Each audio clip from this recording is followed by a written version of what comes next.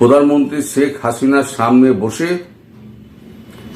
আপনাদের জেনারেল ওয়াকারুজ্জামানকে, বাংলাদেশের general ওয়াকারুজ্জামানকে phone করেছিলেন।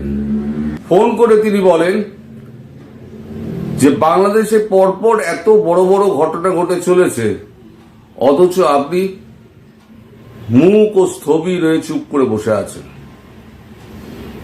আপনার এই গতিবিধি এবং আপনার আচার আচরণ ভারত মোটেই ভালো চোখে দেখছে না। দেশ যখন একটা বিপদের মধ্যে দিয়ে যাচ্ছে তখন আপনি বিদেশ সফর করে বেড়াচ্ছেন, আর তাতে ভারতের আপত্তি নেই, সেটা আপনার নিজস্ব ব্যাপার, কোথায় যাবেন না যাবেন। কিন্তু আওয়ামী লীগকে নিষিদ্ধ করার ব্যাপারে যে পদক্ষেপ নেওয়া হলো, তাতে আপনি সেনা প্রধান হিসেবে আপনি বিন্দুমাত্র আপনার কর্তব্য আপনি পালন করেননি। এই কথাগুলো যখন হচ্ছে তখন কিন্তু শেখ হাসিনা কিন্তু পাশে বসে আছেন অজিত দোভালের। তো অজিত দোভাল বলেন যে আমি আপনার কথাই আপনাকে ফিরিয়ে দিচ্ছি,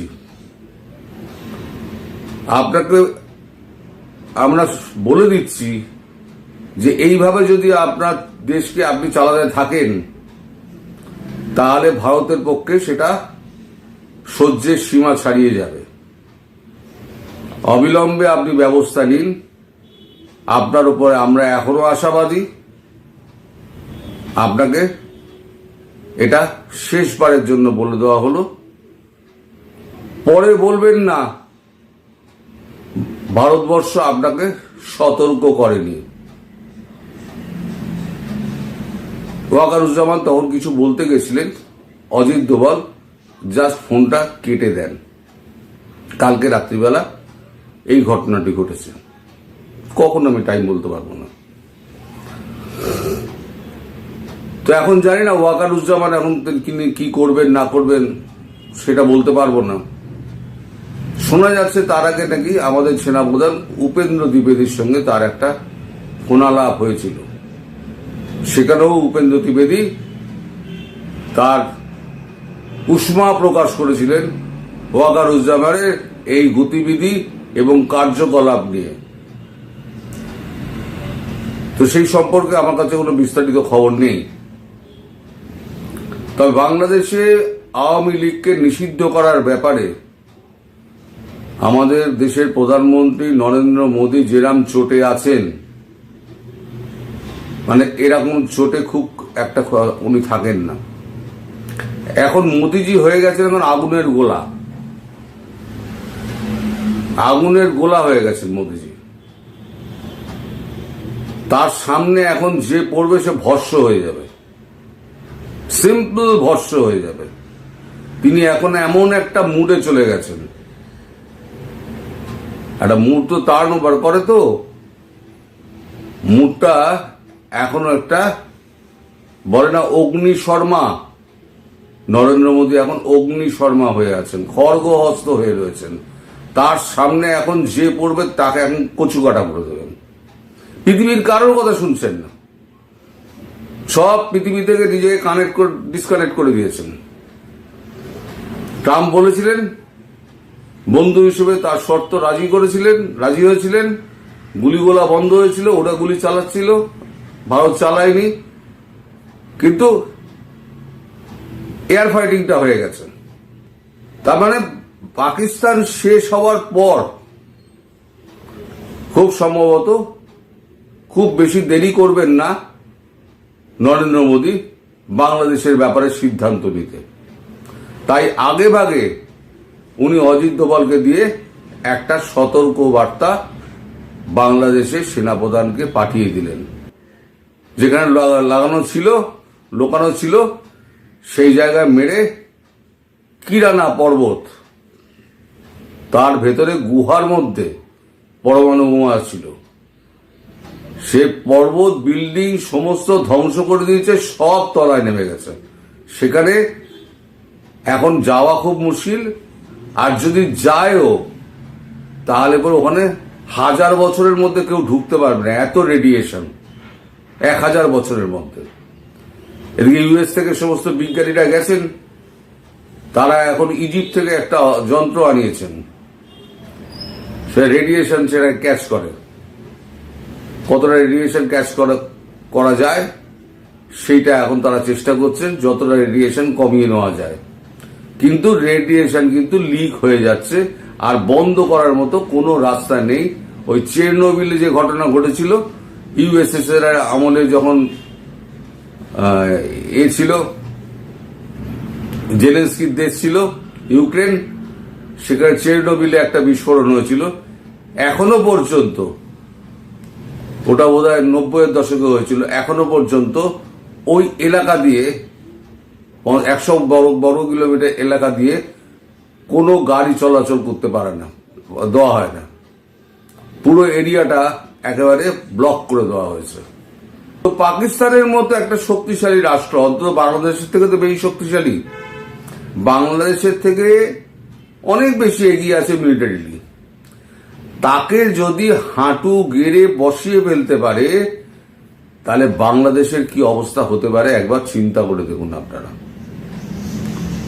বাংলাদেশের এই যে মূর্খ সরকার রয়েছে, তারা কিছুই বোঝে না, কিছুই জানে না, কোনো কিছুকে পাত্তা দিচ্ছে না, আর ভারতবর্ষের নামে বিষ উগড়ে যাচ্ছে। এই যারা বিষ ওগড়াচ্ছে, প্রত্যেক কটাকে কিন্তু ভারত চিড়ে রেখে দিচ্ছে, প্রত্যেক কটাকে। এর প্রত্যেক কটাকে ধরে ধরে বিচার করতে হবে, এবং বিচার শেখ হাসিনাই করবেন, এবং আওয়ামী লীগকে তার পুরনো জায়গায় বসিয়ে তবে দম ফেলবেন নরেন্দ্র মোদী। তারপরে দেশের ভেতরে যে আমাদের শত্রু আছে না, এখন সব মিইয়ে গেছে। দেওবন্দি আর ব্যারেলি, এই দুটো সম্প্রদায়, তারা এই গত শুক্রবার নামাজের পর তারা একদম অফিসিয়ালি ঘোষণা করেছে, আমরা সমস্ত ভারতীয় মুসলমানরা ভারতের সঙ্গে আছি। এতদিন বন্দে মাতরম বলতো না, এখন বলছে বন্দে মাতরম, ভারত মাতা কি জয়। মানে দেশের ভেতরে দেশের বাইরে কোনো শত্রু নরেন্দ্র মোদী রাখবেন না, আশেপাশে ডাইনে বাঁয়ে সামনে পিছনে কোনো শত্রু রাখবেন না। শত্রু নিকেশে একবার যখন নেমেছেন, তখন তিনি শত্রু নিকেশ করেই ছাড়বেন। আর সেখানে বাংলাদেশ তো একটা ছোট রাষ্ট্র, তাকে দাবিয়ে তালুর মধ্যে নিয়ে মুছড়ে ফেলে দিতে পারবেন উনি। এগুলো যদি অনুধাবন করার ক্ষমতা থাকে, তাহলে বাংলাদেশের যারা জামাতি আর যারা হিজবুতি আছে, তারা অনুধাবন করুন, নাহলে ভবিষ্যৎ কিন্তু তাদের জন্য ভীষণ কালো দিন বয়ে নিয়ে আসছে। যেমন পাকিস্তান এখন ঠিক করতে পারছে না যে বৈঠকে বসে কি বলবো, যার জন্য বৈঠক কেবল পেছোচ্ছে। যদি না বলে, তাহলে পরে আজকে রাত্রির থেকে বাল্লে বাল্লে শুরু হয়ে যাবে। আর যদি হ্যাঁ বলে, সারা বিশ্বের কাছে হেয় হয়ে যাবে যে ৭৬ বছর ধরে কাশ্মীর আমাদের, কাশ্মীর আমাদের অখণ্ড অংশ বলে চেঁচিয়ে সেই কাশ্মীরকে হাতছাড়া করতে হলো। আন্তর্জাতিক মহলে পাকিস্তানের নাক কাটা যাবে। ফলে আগে গেলেও কাটবে, পেছনে গেলেও কাটবে। শাঁখের করাতের মতো অবস্থা পাকিস্তানের। হাতে তেল নেই, অস্ত্র নেই, কোনো জাহাজ ঢুকতে দিচ্ছে না, খাদ্যের সংকট পড়ে গেছে। এই অবস্থায় পাকিস্তান বাহিনী কোথায় যাবে? গোলা বারুদও প্রায় শেষ হয়ে এসছে, নতুন যোগান তো আসছে না। কারণ টার্কির একটা জাহাজ এসেছিল, সে ফিরে চলে গিয়েছে, করাচি বন্দরে ভিড়তে পারেনি, সব ট্রেন পেনগুলো ভেঙে দিয়েছে। করাচি বন্দরের সমস্ত অফিস টফিস সব দাউ দাউ করে চলছে। কে কোথায় আসবে, কি মাল খালাস হবে? সুতরাং মাল নেওয়া আর তাকে সাপ্লাই করা, তাকে ডিস্ট্রিবিউট করা, সমস্ত চ্যানেলাইজ করা সব বন্ধ। এই অবস্থায় শাহবাজ শরীফের কাছে আর কোনো উপায় ছিল না, গিয়ে সরাসরি ট্রাম্পের পা চেপে ধরেছিলেন। ট্রাম্প একটি রাজনীতি করতে গিয়েছেন, করে ট্রাম্পের মুখটা পুড়েছে। তিনি আর দ্বিতীয়বার অন্তত এই নিয়ে কথা বলবেন না।